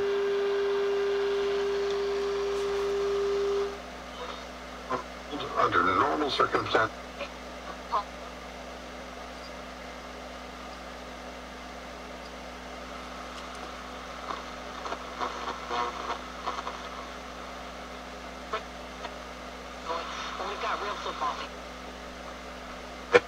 And also a copy of the Total Money Makeover. There's really nothing on the top end of the band here. I thought we had a station at 1260. Maybe it's gone now. Anyways, let's go. Next step. Change this to 1.6 megahertz. Now let's see if we can find that signal again.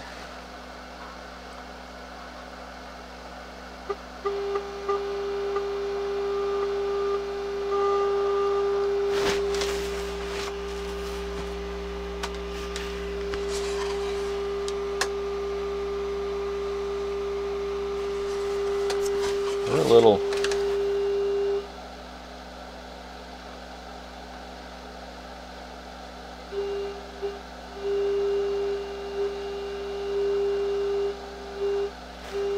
A little bit off. Quite a bit off. If you look at the position, and we're at around 1300 here.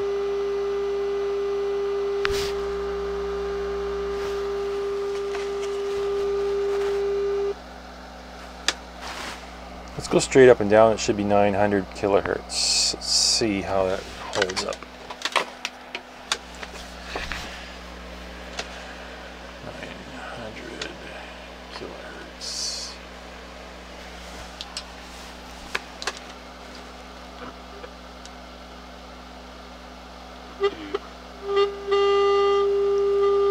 Okay, so yeah, we're off a little bit. So what I'm going to do in a case like this, I'm going to set the pointer straight up and down so it coincides with 900 kilohertz, and I'm going to tune it so that it receives 900 kilohertz. So we have to tighten this up a bit.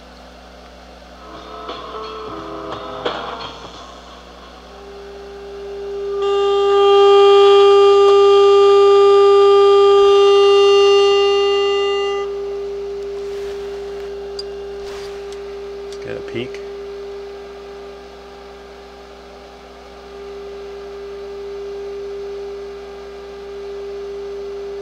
There we go. So that should be 1600.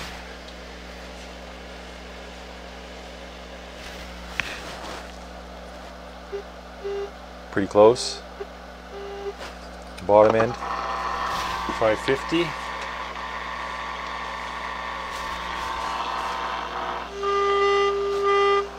Pretty good. Losing steam. I mean, inflation was 7.7% in May. Okay, last step is to trim the antenna. So we're going to go to a weak station. I'm going to set this up for 1400 kilohertz.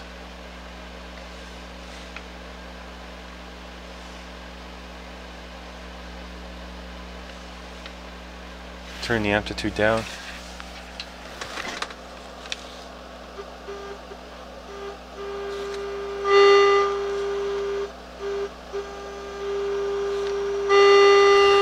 Turn down some more.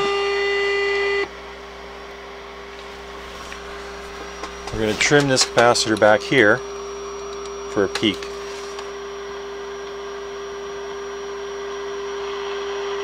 Oh wow. Turn down the volume. Holy. Is this thing ever out of tune?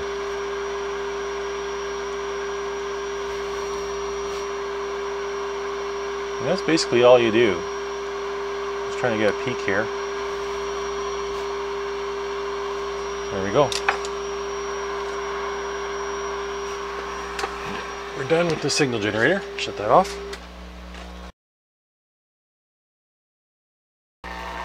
Okay, now that we have it tuned in, let's see how it sounds all across the band. I am actually using my bench speaker because this speaker is damaged and it sounds distorted, and I have another one on order. It's coming in the mail and it should be here this week, and when it comes, arrives, I'll put it on. But in the meantime, I'm using my bench speaker just because it sounds better. So let's just have a listen.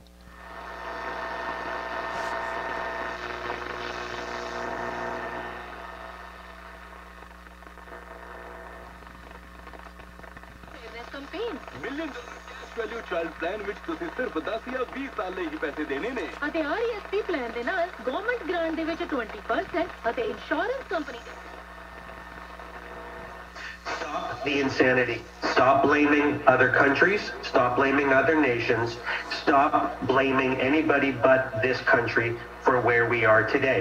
It's true, we are in a world economy and we're influenced by...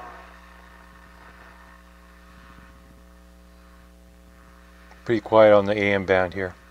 Is about the kind of person that gets into that university rather than a change that university made. We found 10 to 100 times.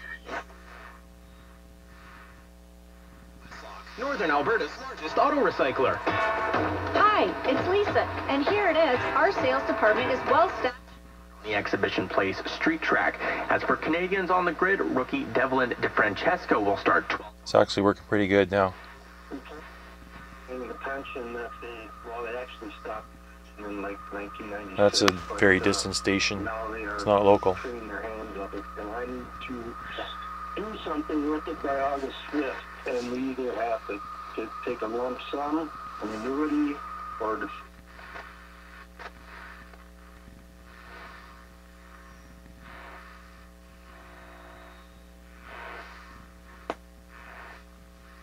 Pretty quiet here.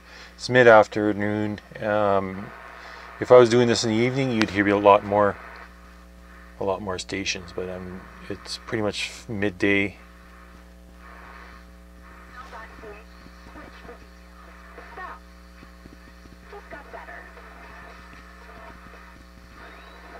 Listen to TSN 1260 by downloading iHeartRadio today. Take us with you wherever you go. You're listening to ESPN Radio on Edmonton's sports leader, TSN 1260. Okay. We hope this treatment is working. There's a station that disappeared on me.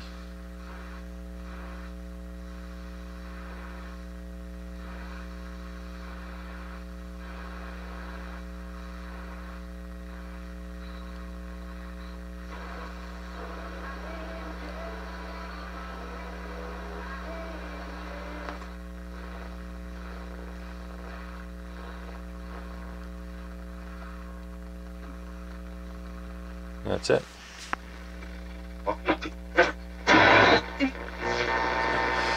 So it's actually performing pretty good now, and I'm quite happy with that. So last step, I'm still waiting on a new speaker. Like I said, as soon as that comes, it goes in and then it goes back in the cabinet. The cabinet I'm still cleaning. I found a way to remove that paint, and I started on it, but I haven't finished. I don't know if I'll polish this or not, but I don't think it needs it. I think it's pretty good. You can see the finish is pretty good. I did a little bit of cleaning, and it's looking a lot better. But I don't want to get too carried away with cleaning on this, because I don't want to remove any of the finish. But so that's where we're at right now. When it's back together, I'll see you again. All right, so I got it cleaned up. It's looking good.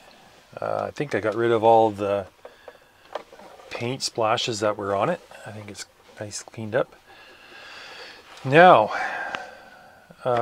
this sat aside for a few days, and now it's time to work on it again, because, let me pull these knobs off, because a new speaker came in. And let's install a new speaker and see how it sounds. So let's take this out of the cabinet first.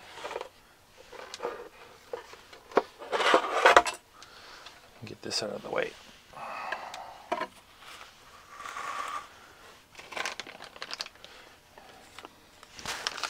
This is what I ordered. This is off of AliExpress. It's very, very thin metal. This is quite cheap. Yeah, it's not very high quality. Very thin and light. I almost thought it was aluminum at first, but now it's just, I see it, it's so thin. And yeah, but main thing is it's going to fit. It's the right size. So let's remove this one.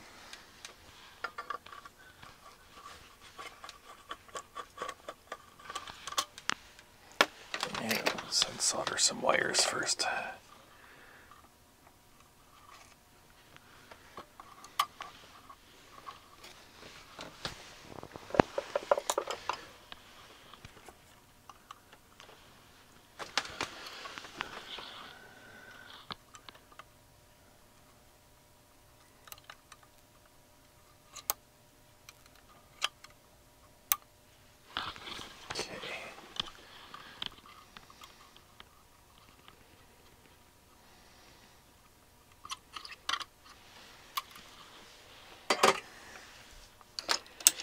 Alright, one more screw.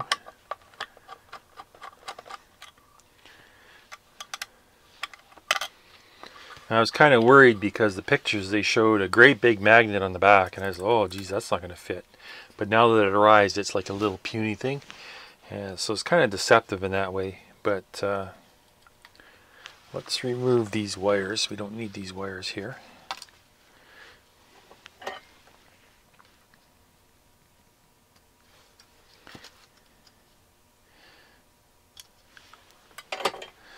Even though it is, you know, like a Chinese replacement. Ouch. Fingerprints all over it. It's probably a lot better quality than the original, so I'm not going to complain.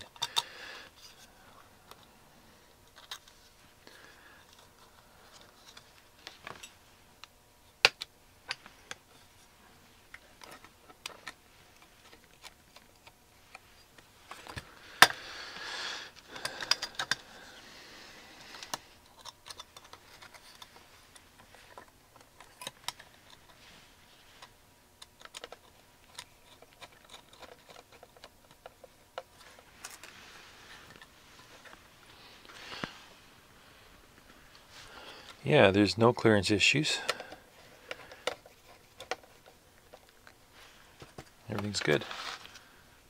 A little bit floppy because of the very thin sheet metal. Alright, let's secure this.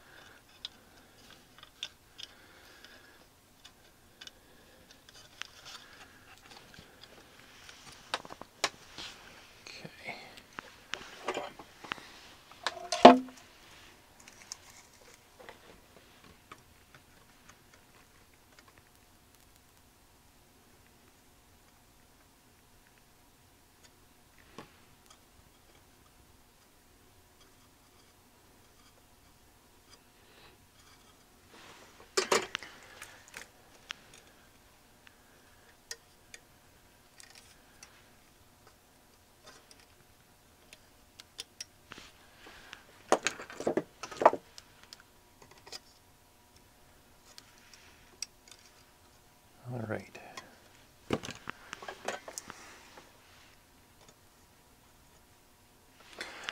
Alright, let's kind of plug it in and see how it sounds.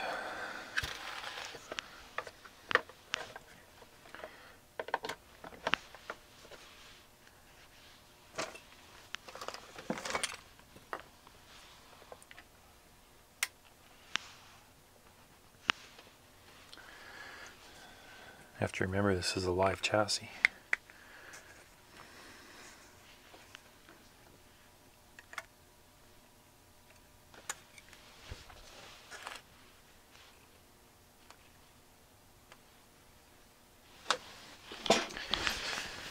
It's time to warm up.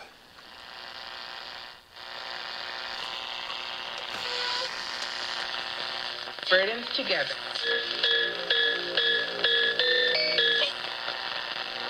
5 o'clock, good afternoon. I'm Kevin Robertson. It's 28 degrees, heading down to 19 tonight, up to 26 for tomorrow. Alberta is to begin taking bookings for COVID-19 vaccinations and administering the shots for children ages 6 months to 5 years starting Tuesday. Jeez, don't do that to your kid. Schools who contributed policies of cultural assimilation and enfranchisement. Stormy night. There are thunderstorm watches out for a big chunk of west central Alberta. Environment Canada also forecasting showers and stormy weather for the start of next week. An elderly woman was one of 2 people killed in a 2-vehicle crash west of the capital Thursday. Police say she was in a car that... We're seeing that backed up as well. It's still busy on the Northwest 10-day. Each of these pursuits... Sounds a lot better now. It doesn't have that distortion. And we got a nice full fidelity. It's got lots of bass. It's a good little speaker. Okay, I'm going to wrap this up. Let's get the case on. So there you have it. It's done. This is all that went into it. It was 7 capacitors. Wax capacitors got replaced. Electrolytic, dead electrolytic. Piece of crap speaker that was deformed and distorted. You can see it's way off center too. If you look at it, it's way off center. But we got it fixed up good now. At least 5 verified encounters where sharks And surfers. it's sounding good, looking good. So I'm going to call this one done. Thanks again for watching, and we'll see you on the next one.